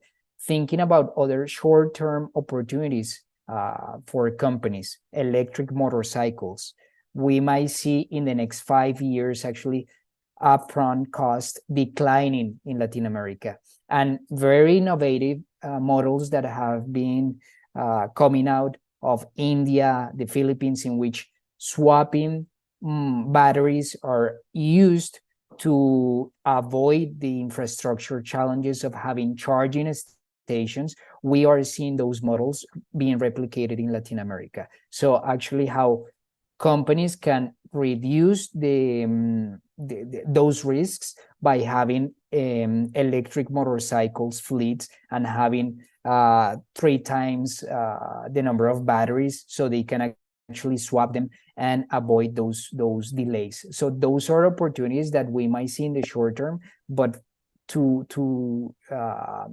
wrap up my remarks related to the ocean segment, how Panama can become actually a regional hub for methanol storage, considering its geographic position, the Panama Canal. So that could be one of the opportunities in which the region can incorporate to the transition in the maritime industry. So that's something more of a medium to long-term trend, but also worth mentioning as well.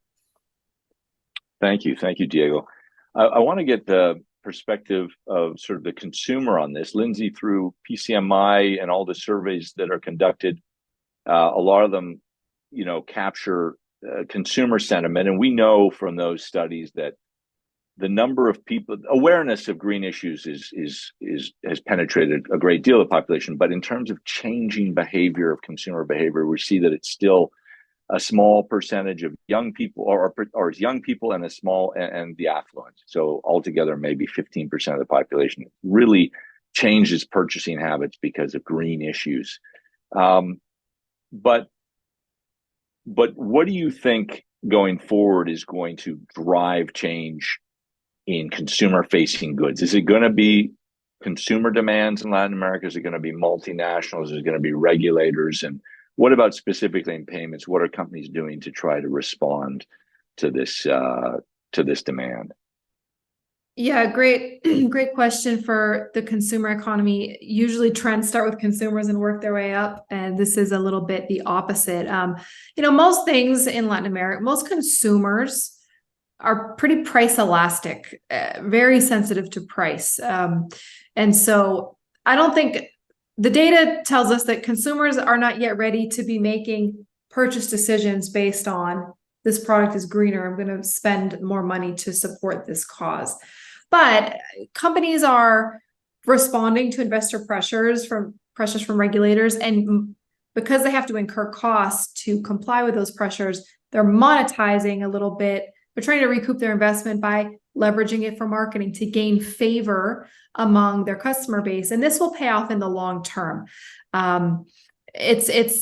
Consumers, what we have seen is that consumers are willing to support companies that they will make an impact to the environment, but they're not willing to shell out their own money. So for example, buying a pair of shoes that says, for every shoe you buy, we will plant 2 trees. That type of marketing is starting to be seen and is kind of starting to be successful. The other thing to keep in mind is that as green marketing becomes more and more pervasive, we have to keep in mind that it's going to become yet another just trend that starts, consumers will start to feel saturated with it. I think consumers are much more willing. They're going to change their behavior based on the product and the benefit they're getting from that product. And so, for example, we're seeing more and more trends like vegan and vegetarian and organic food, which is related to sustainable living, really take off, and especially in urban centers in Latin America, right? Rejection of dairy milk and adoption of milk alternatives are starting to spread. And that's not directly related to climate change, but related to overall ideas about sustainability. Clothing that is made by, indigenous communities around the world.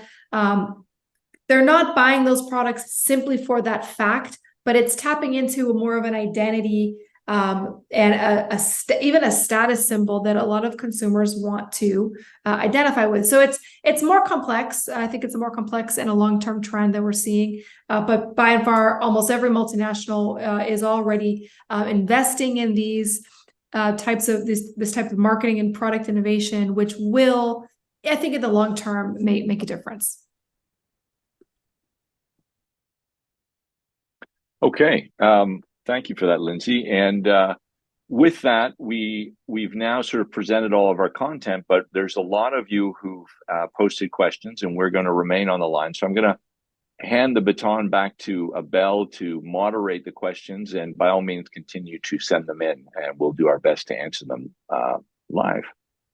All right. Thank you so much, John. Well, before we do that, and I know it's been a long session, we do have one final question for you. We'd like to know if you'd be interested in a customized AMI practice leader presentation. So if we could launch that, we'd just like to take a temperature read on that and see what you think as far as that's concerned, if that would be of interest to you. We talked about that earlier. Basically, it's something that we've done for a number of companies where we customize a presentation based on your particular industry and whatever interests and strategic goals that you may have.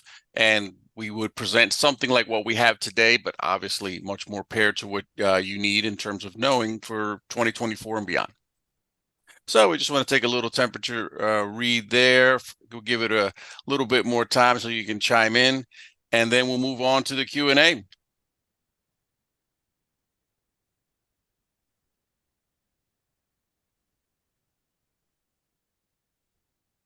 Give it just about another 10 seconds or so.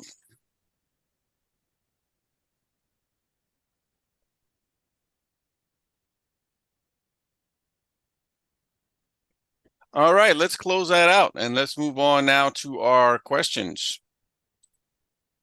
Let's take a look here and see what we have here to pose to the audience. To pose to the panel. So there was one that was related. Of course, we were talking about nearshoring. It's from an anonymous attendee, and this one maybe would be good for Diego to field. You referenced this to some extent in one of your responses, but still maybe a more detailed response would be in order. The question is, countries that are in Panama who have the infrastructure for logistics are attracting very little of that nearshoring investment that we're seeing grow, and why is that? Sure. So first thing that I can share with you is basically when companies are considering relocating their manufacturing facilities, they also look around the tier 1, tier 2, tier 3 suppliers, because it's not only moving your manufacturing facilities, but also having your suppliers around. And that's one of the things that China has been really successful. They have the complete ecosystem around manufacturing and around suppliers. So that's why Mexico is also catching a lot of attention for companies, because it has been able to develop a wide network of suppliers. And as automotive OEMs have landed in Mexico, also the suppliers have opened up facilities. And that's one of the challenges for Central America, for instance. Central America, in the case of Honduras, El Salvador, when we think about the textile industry, it's really hard to get the full ecosystem with all the raw materials, with everything that you need to actually produce fashion products, basically you need to import the raw materials from China. You need to import most of the components into Central America. And the advantage that Central America has today is, first, location, and then in some cases like Honduras, El Salvador, attractive labor costs. But when you think about Panama definitely has been it's playing its cards pretty well in terms of leveraging its geographic position, its logistics infrastructure. But one of the elements that becomes a challenge for international companies is how well they will find suppliers in the country, considering it's a very small country. And that has been one of the challenges that for sure it's limiting its capacity to attract international companies. But I think John was recently in Panama, and he can add another details around Panama and what's going on there. Yeah, I think, well, Panama's dollarized, first of all, so it's really not cheap. And their per capita income is pretty high compared to the rest of Latin America. So they're really not a low labor cost environment at all. And they do have logistical advantages. They could bring in a lot of components from elsewhere. But, where they're really excellent at is break bulk. So bringing in an ocean carrier and then breaking that down into smaller shipments, maybe doing labeling and some other lighter warehousing value-added type things before they then ship it off by plane or by boat to markets across the Americas. But Panama's never been a manufacturing hub, and in part because of its dollarization. All right, thank you so much. And now we have a question just came in from Maria Jose. It's regarding regulations in financial services. Do you see movement for cross-border solutions to establish bigger market share in Central America and the Caribbean for 2024, or are we seeing tighter elements in this regard?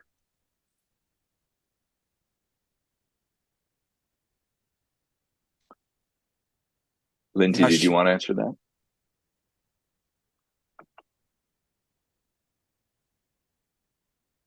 Sorry. That's okay. My audio, Yeah. I just had a issue with my audio. Yeah, it was about regulations in financial services, and so the question is, do you see movement for cross-border solutions to establish bigger market share in Central America and the Caribbean for 2024, or are we seeing tighter elements in this regard? Great. Yes. Thank you. And apologies for that. Yes. Central American Caribbean are really interesting for cross-border. There's a lot of opportunity there, but they're very challenging. Cross-border payments in the Central America and Caribbean are very lucrative. There's a lot of activity, especially import-export market, e-commerce. So we do see increasing interest and curiosity from companies on trying to crack that code. Caribbean is more related to e-commerce. Central America is more related to remittances. And so I don't know that I have a particular specific forecast other than we're definitely seeing increased activity, increased investment. And as opportunities get tighter in other markets like Mexico, the next logical step is looking to countries with similar structural patterns, but that are underpenetrated. So I can say that we're seeing increasing investment in these areas. The regulatory environment is still very lax, not a lot of structure, a lot of opportunity to kind of disrupt, but it does require big investments because these are small countries, very fragmented. You need a lot of them to get any kind of scale. So it takes a very enterprising and intelligent approach in those regions. All right, thanks so much. So we have a question from Kate. This is kind of a long one. So it's about forced labor regulations and compliance. So Kate points out that this is a major inhibitor for nearshoring because items are being held up at the border, and it's also an issue in terms of the increased cost, primarily for the manufacturing sector and also for mining as well. So what the question that Kate is posing is that I'd love to hear how the differing AMI practice leaders are viewing this issue across sectors and how clients are taking these new regulations into consideration with new investments or expanding existing investments. I'll take a shot at answering this. Actually, met up with one of the top trade lawyers, the head of the trade practice for White and Case, guy named David Bond, recently when I was in DC last week. And he pointed out that this has become a very, very big part of what they do. The fact remains that this is a relatively new legislation, American legislation, that has proved to be a big obstacle for a lot of the sort of sweatshop type suppliers of the textile and electronics sector in Asia. And the burden is upon you, the manufacturer, to prove that you are compliant with these labor laws and that you are not practicing, sweatshop standards of labor rights. And I think it's generally easier for Latin American manufacturers who are, even within their own countries, held to a higher standard than is often the case in Asian manufacturing jurisdictions. But this is an area that all manufacturers should be aware of, as well as mining providers. For mining, I don't think that the application of this law by regulators in the U.S. has been as strict as it has been for manufactured goods, but it is an issue. And another reason, I think, to nearshore your manufacturing, to bring it over to places like Mexico and elsewhere where things are a little bit more transparent. All right. So we have another question now from Andrea. So she's talking about companies that provide services, for example, virtual assistants. What good practices can companies employ to decrease dropout rates because of the informality of this type of job?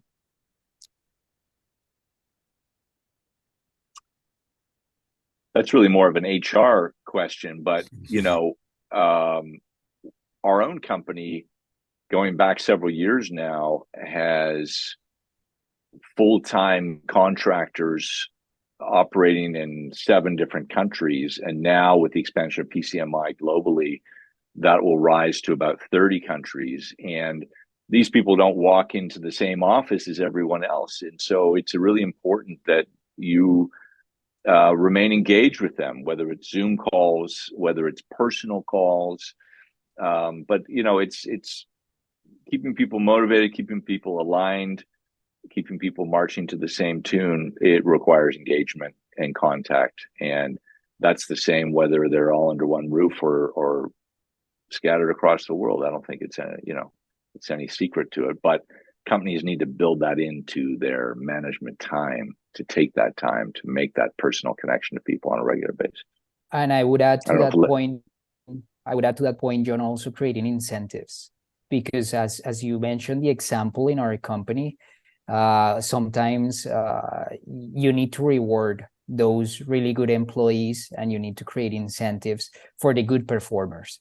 And that's probably one of the areas in which I think the virtual assistants and the customer service industry may improve, especially in Latin America, because we're seeing a lot of companies actually hiring service agents in Colombia, in Mexico, in Peru. So the lack of incentives definitely is one of the challenges that they find in terms of retaining their employees, for sure.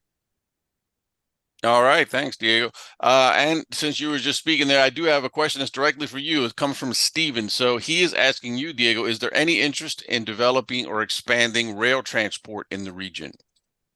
That's a tricky one. Well, Mexico and Brazil, for sure, lots of interest, lots of projects, especially in Mexico because of nearshoring. But one of the strategies in place by the government in Brazil is actually developing the rail sector. So in those countries, a lot of activity, a lot of investment, new projects for sure. But outside of those two big markets, I see very little. In Colombia, they have been pushes by the government, but nothing has materialized. In Chile, for sure, as the country looks to expand its exports of critical minerals, that will be a good driver. but very little in terms of developing intermodal solutions in the region. And that's one of the challenges that nearshoring faces in Latin America. All right, thanks, Diego. So we have an energy question here from Sergio, and he's basically posing the question that says, with the need for power generation in the region, especially in Mexico, dealing with nearshoring demand, how do you see the backup power generation market, diesel, gas, industrial gensets, to cope with this demand while utilities and/or distributed energy gets developed to meet it in the future? Yeah, that's a good question. It's kind of hard for some of these developers to have certainty that their projects will hit the returns that they project, because they don't necessarily know when the fossil fuels are going to be phased out. So that could be holding some of these backup power developers from developing projects.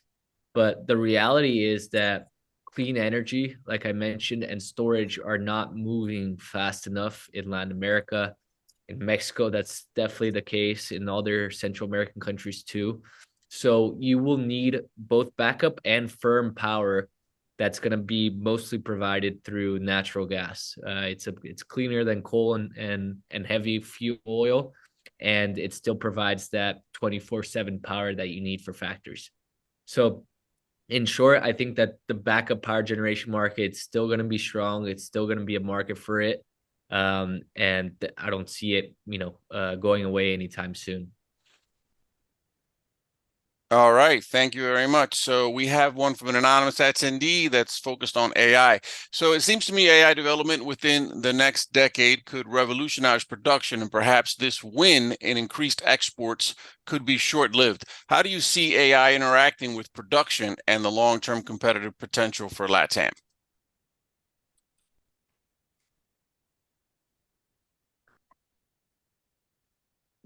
Diego, did you want to tackle that? I mean, I think they're referring to increasing the efficiencies greatly in developed markets where there are high labor costs. So, manufacturing U.S., manufacturing Europe. Will AI make them so much more efficient that they won't have to outsource? I think is what they're saying. And I think that AI is just part of it. 3D printing is another big part of that. And I think certainly in some high-tech fields, you will see some of that manufacturing coming to the U.S. We're seeing through tax incentives in the United States, a lot of manufacturing going on, expansion of manufacturing, anything related to EVs and the supply chain of that. But when it comes to lower end manufacturing, textiles, electronics assembly, et cetera, these are neither strategic and therefore subject to tax incentives, nor are they easily or revolutionary going to be changed by AI. The US is way behind in robotics versus Japan or Germany. So they're still going to rely on labor intensive manufacturing, and that needs to be outsourced. So I think it would be a small dent compared to the movement of assembly operations out of China towards Mexico and Central America. I don't know if, Diego, you feel differently. No, not really, John. I agree with you 100%. What I see AI actually being used in Latin America is in the examples that I mentioned, in terms of gaining better insights in terms of the data, in terms of the historical trends, because in terms of gaining an edge in terms of the manufacturing processes, I think that's basically 100% what you just mentioned. So nothing else to add. Just quick to mention on anything related to AI, I think it's important to reflect on our own personal adoption of AI tools and how difficult it is to get humans to adapt to a new technology and incorporate it on a daily basis, especially in legacy companies, right? The tech innovators are the ones who are pushing it. But just at a conference last week, payments conference, and folks were talking about how difficult it is to get executives and people to change the way they do things. So anything related to AI, especially newer applications, generative AI is just very experimentational still. we don't have a lot of clarity on how it's going to develop. So it's just interesting to reflect on your own adoption and then extrapolate from there. Now that makes a lot of sense, and a lot of times the hype does not necessarily match the pace of adoption, right? Correct. Not to underestimate it by any means, but having that sobriety when looking at the trend is important. Absolutely. Well, we have a question here from Susana, and it involves security. So the question is, will you see security becoming more of an issue or less of an issue for investors in general? Well, I'll take a shot at that. And the fact is that, and I presume security, that probably requires further definition, because there's physical security and what is not safe. And then there's cybersecurity. Cybersecurity in Latin America is increasing as it is around the world, and that's only going to become a bigger issue. And the fallout from a cyber attack becomes a bigger issue as we become more interconnected. So there was a recent scandal around an major IT supplier to several governments in Latin America who had a cyber hack on their systems, and therefore it had a compound effect on several governments in the region, most notably Colombia. So cybersecurity is definitely increasing, but physical security is far too granular an issue to make any sweeping comments about. And people who are in that business of analyzing security and where it becomes an issue and where it can really intervene and interrupts your business, whether you're a mining company or a manufacturer moving goods along roads, very well that you can't talk about security issues at a national level. You have to talk about it at a much more local level. And so it would be disingenuous to sort of make any sweeping statements about security rising or lowering. From the point of view of the consumer and whether it's safe to walk at night, I think that the economic fallout of COVID did make it tough for, it divided wealth incomes between the rich and poor. And so we did see that more of that kind of pedestrian crime. But I think as that income disparity shrinks back to where it was and even improves upon that, which it will do because of demographics, you'll see less of that pedestrian crime. But organized crime is an issue that I think impacts business in a big way. And again, very difficult to make sweeping statements about organized crime and how it operates and where it operates. Yeah, just to complement, there are two good examples in the logistics industry, especially the trucking segment. Cross-border freight has been experiencing a lot of issues in northern Mexico, and the crime rates actually have doubled in 2023 versus 2022.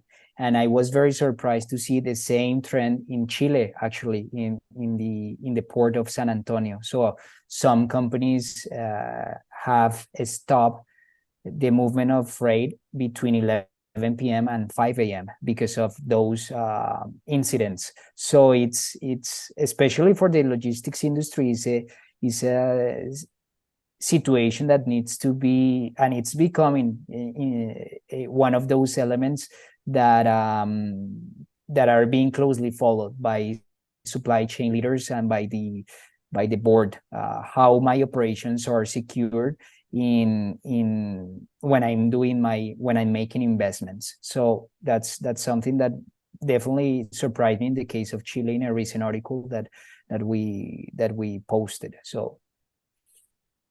All right. Thanks so much, Diego. Well, we have another question that's more focused on the area of reforms. It's from Jorge.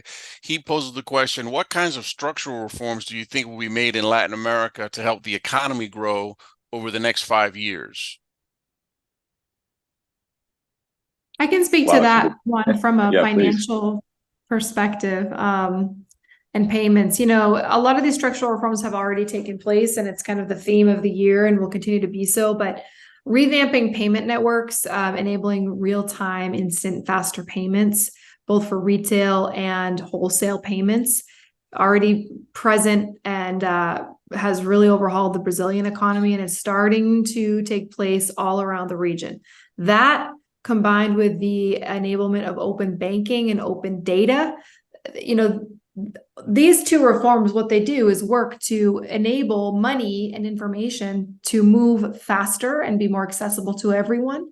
And that really just breaks down data silos. It unlocks liquidity. You know, there's studies out there that say these types of reforms are unlocking trillions of dollars in economic capacity over the next decade. You know, they're enabling companies to access money faster, move faster, make decisions faster, creating new business models, creating new opportunities. And so just when you erode these legacy silos that lock up money, you're creating big opportunities. So that's one primary example. And just to add from the energy perspective, you know, in terms of attracting private investment, having structural reforms that de-risk projects, that make projects bankable, is huge. And that could include, you know, long-term auctions, which lead to long-term PPAs, power purchase agreements. It could include having hedging mechanisms for revenues in local currency. It could include multilateral development bank guarantees. So, you know, if you're a developer, you're guaranteed a certain amount of revenue from those multilateral development banks. Things like that will be very important for investors when they're looking at an area that's, you know, historically risky like Latin America. So I think those types of reforms are going to be very important. One caveat is, you know, of course, you want to develop long-term PPAs. If you're a power producer, that means you have a guaranteed buyer of your power for 20, 30 years. But usually you're locked into a price, right? If you're the buyer of that power, you're locked into a price for those 30 years. It's usually, you know, adjusts based on inflation, etc. But if you're locking into a renewable power price, let's say 5 years ago when the cost per megawatt was $40, $50, now it's less than, it's more than half of that. It's 20, 25, depending on what country you are. You know, it's not as attractive as a buyer to get locked into these long-term contracts because the price of renewable power is decreasing. So that's when buyers, industrial companies, factories, etc., they're looking to migrate into what they call the free market, the unregulated market, which allows them to buy power at more of an ad hoc way, shorter term contracts, so that they are not locked into these long-term contracts. And that's why utilities are suffering because they're seeing a lot of their customers migrate to the free market. So, you know, it's not as simple, oh, we need structural reforms. There's so many different aspects that play a role. That's what I'm trying to get at. Quickly, Arthur, you mentioned a really important topic in the logistics space, and it's the fact that the cargo owners and the shippers actually, when they are presented with a ocean service or a trucking service that is more expensive because it's using sustainable fuels or green fuels, they are not going for that service because at the end of the day, they don't have any incentive. And that's something that definitely we will need to see a structural reforms from governments in Latin America in order how shippers can actually they need to get their hands on this transition, this green transition, because otherwise they don't have an incentive to pay for a more expensive service just because it's green. And carriers and logistics providers, they don't want to foot the bill to go to transition their operations to a green solution. So how the government plays a role in orchestrating the transition in the logistics and transportation sector is super important, and that's something that the European Union is doing with its marine strategy framework. So we need to see something similar in Latin America if we're actually willing to talk about the green transition in the region. All right, thanks, Diego. Now we have a question from an anonymous attendee. That question is, how is the current mass migration happening from Venezuela and other countries expected to affect labor and consumption in countries receiving these migrations? So let me take a crack at answering that, because the politics of migration and the economics of migration are often two different things, and viewed very differently. The fact is that out of every 10 people who crosses a border in Latin America, about one of them leaves Latin America. The other 9 are crossing borders within Latin America. Cross-border migration today, which has really captured the world's attention with 7 million or so Venezuelans who've left the country, is a much bigger political issue. And you hear about it, and you see about, it's mentioned in elections in Chile with the arrival of so many Haitian immigrants. It's obviously a big issue politically in Colombia, where over 3 million Venezuelans reside. It's an issue in Peru. It's an issue in the DR, where close to 2 million Haitians live. The politics of it is that it's generally cast in politics of fear, and it's used by opposition to as a sign of failure by the government to control the movement of people, and the bringing down of wages in certain areas, or the overcrowding of schools and public services. And certainly when those migration numbers are big, and in case of DR, we're talking about 20% increase in the population. Point of Colombia, we're talking about 10% increase in the population. That's a big change to absorb. But the economics of migration are almost always net positive. Why? Because the people who have the chutzpah to get up and leave their country are the physically most able in that country. They're of working age, and they're hardworking. They are going to contribute more than they take anywhere they go. They are not going to, yes, they will be using hospitals and education, but they will be contributing economically more than they take. They are not the elderly, and they are not children. They are not net takers of a country's economics. They are net contributors. And, some countries recognize that and are in fact looking to attract more migrants, countries like Canada, countries like Germany. But most countries, the politics of migration is still one of fear. But the reality is that economically, it's a benefit. The countries that attract immigrants around the world outperform those that lose immigrants by a factor of 2 to 1. So it's a function of supply side economics. More working age people who are able-bodied and able to contribute and work hard is going to help the economy. But politically, it can be a very different story. And that's no different in Latin America than it is anywhere else in the world. Okay, thanks, John. Now we have a change of direction, I guess, more in the energy side. A question from Jorge, which is, what do you think would be the impact of Tesla and electric car manufacturing in general in Mexico? Maybe that's more of a logistics. I don't know. You guys can tell. It's almost more of a manufacturing question. Okay. But I can take a stab at it. I mean, anytime there's a big investment from a reputable company like Tesla, it immediately attracts a lot of attention, right? So for sure, it's good for Nuevo León, where the investment's being made. It's gonna, but encourage other companies that are considering nearshoring to look at that region and that state.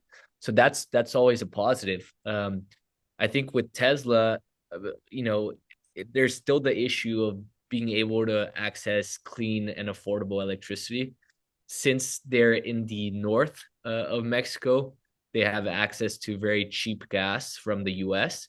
But will Tesla want to be using gas for its operations? Probably not. So I could definitely see Tesla developing some type of solar farm, or of course use solar panels in its roof to clean some of its energy matrix.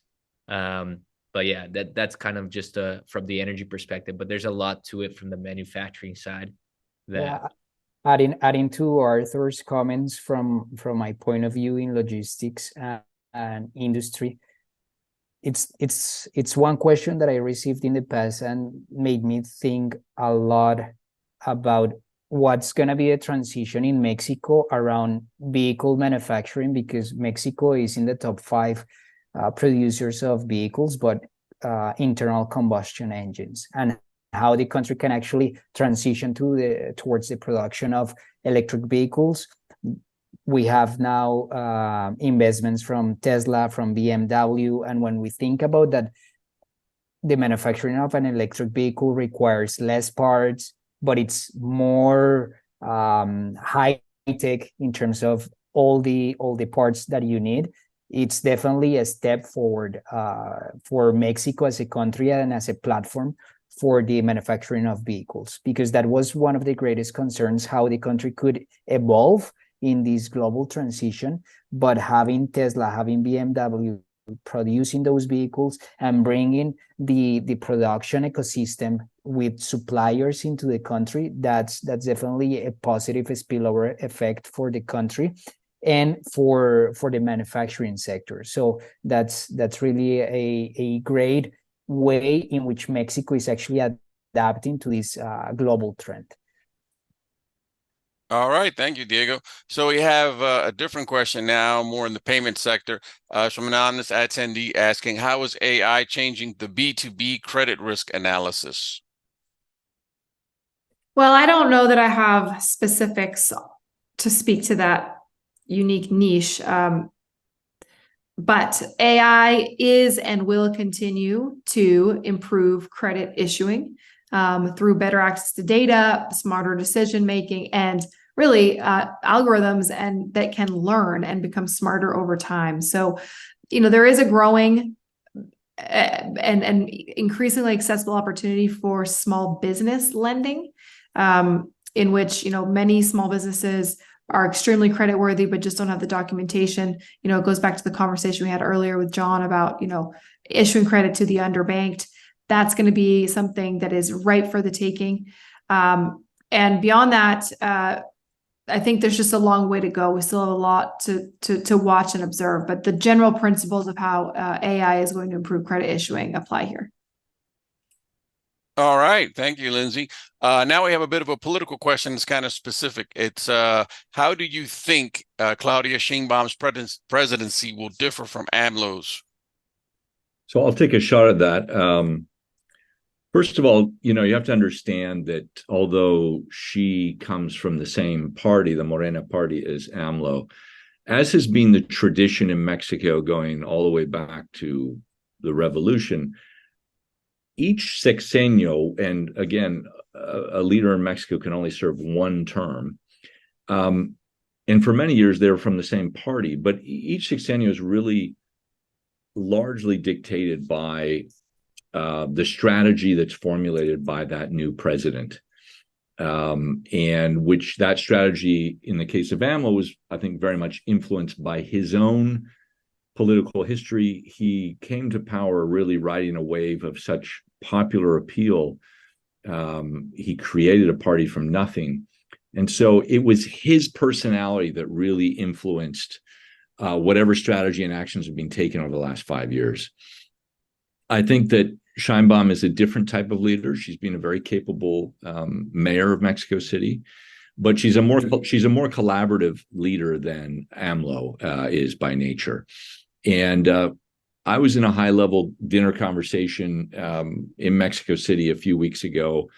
People around the table were from the finance and banking field, and one of them shared a conversation that they'd had with Claudia Sheinbaum and her team. And what was clear to that person and the conversation that he had was that she is a leader that, even though some of the people on her team were ideologically driven, I would say, she was very open to listening to different arguments and different points of view. So first of all, let's not presume that she's going to win the election, but if she does, I am more hopeful that she will be a collaborative leader and that the decisions that are made will be influenced by a larger group of stakeholders, which means business, investors, unions, the public, and others. And so I think we will have less conflictive and less controversial policy making under her presidency than we've seen under AMLO's. All right. Thanks, John. We're taking a look here at the other questions to see if we still have time for these. John, we are running a little short on time. Do you think that we have time for the final two and you can field those, or they're a little bit esoteric there, but I mean, I think we can probably take them on. I'm not sure. You let me know about that so we can decide. Well, is Diego still on the line? He's not, right? Unfortunately, he had a prior commitment, so he had to depart. So the transoceanic train, southern Mexico, the Panama Canal, there was an idea on the table and some money behind it. It looked like for a while to build a second canal through Nicaragua. That idea disappeared. I think it would have been difficult to pull off. But the idea of a rail, I think, is more viable. And it's viable for what was displayed this year, which became a real concern, which was the lack of rainfall in Panama that created low enough water levels in the lakes and brackish waters through which the canal doesn't go across land the whole way. Most of the Panama Canal actually goes through lake waterways in the center of the isthmus. And when those water levels dropped, then these, super tankers couldn't get through. And so I think that there very well could be a case to be made that we shouldn't rely entirely on the Panama Canal for this, because climate change may produce this problem in future. Now, Panama is going to do all that it can to try to mitigate that. But I think that we will see more and more discussion of an alternative route, and this could be one of the ways to do that. Leonel Azuelas, an old friend's questions. What about nearshoring and business? Okay, BPOs. So going back to the question from Vineet, I think when you look at digitally enhanced services, they rely upon factors that are not really about geographic proximity. So we're really talking about command of English, we're talking about command of software and technical skills. And there are lots of clusters in Latin America with people who do that. But they do struggle to compete with India and the Philippines and even East Africa in some of these areas. So I think that people who are very digitally literate and software literate in Latin America are not that cheap compared to Southern Asia. So I think they struggle to compete with that. It doesn't mean that there won't be applications, and there's certainly lots of domestic outsourcing in places like Brazil. And Argentina and Uruguay are two areas that also succeed, and BPO services out of Central America and parts of Mexico are also players, but to build an outsized business, I think will be tricky. All righty. Well, I think that does it for all of our outstanding questions. So as you can see on this final slide, there's a QR code that will allow you to connect to our insights page on our website, which basically is a repository of a lot of our blog articles across all of the different sectors that we write about. And if you look in that area as well, you would also see our reports and white papers, which is also on our website, and also our webinars. Not this one necessarily, but it'll be up soon enough, I would expect. We try to stay as current as we can to publish the latest webinars. So there's a lot of data there that we hope you can take a look at if you have the time and the interest, so that you could learn a little bit more about what we do and some of our insights. I think that wraps us up then for our 2024 forecast. We'd like to thank all the people that remain on the call. Thank you so much for having been here with us, and everyone else who attended the webinar. And thanks so much for all your support, and we hope that our insights are helpful to you, and that we'll see you very soon at our next event. Have a great day. Thank you so much.